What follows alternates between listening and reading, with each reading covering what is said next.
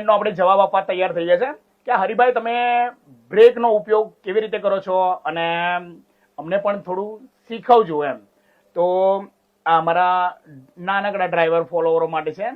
તો મિત્રો ધ્યાન આપો, આ 4 વ્હીલર અહીંયા હોતી નથી. આપણી જોડે જે બ્રેક સિસ્ટમ હોય છે વેક્યુમ સિસ્ટમ હોય છે. તો વેક્યુમ એર સિસ્ટમ હોય છે, બરાબર છે. હવે તમારી ગાડીમાં જ્યારે વેક્યુમ હશે ને તો જ બ્રેક કામ કરશે. તો આ 4 વ્હીલરમાં તમારે કેવું હોય છે, જનરલી તમે સાદી રીતે એમ એક પુશ કરી શકો છો. ત્યારે અમારી આ ગાડીમાં કેવું હોય છે મિત્રો, તમે એકવાર પ્રેસ કરશો ને તો વેક્યુમ નીકળી જશે, એટલે પછી રેચર અને લાઇનર પછી ઢીલા પડી જશે. તો મિત્રો એર બ્રેક સિસ્ટમની અંદર તમારે કેવી રીતે બ્રેકો મારવાની હોય છે, 1 2 3 4 5 આ રીતે મિત્રો 5 પેડલ ઇમરજન્સી બ્રેકો માટે હોય છે.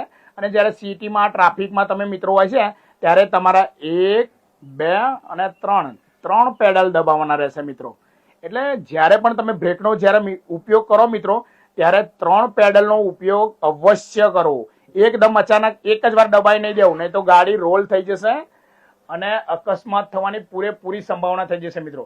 તો એર બ્રેક અને 4 વ્હીલરની બ્રેકો બધી ઘણો બધો ડિફરન્ટ હોય છે મિત્રો. તો ધ્યાન આપો અને કંઈક નવું જાણો હરિભાઈ જોડે. ચલો મળીએ.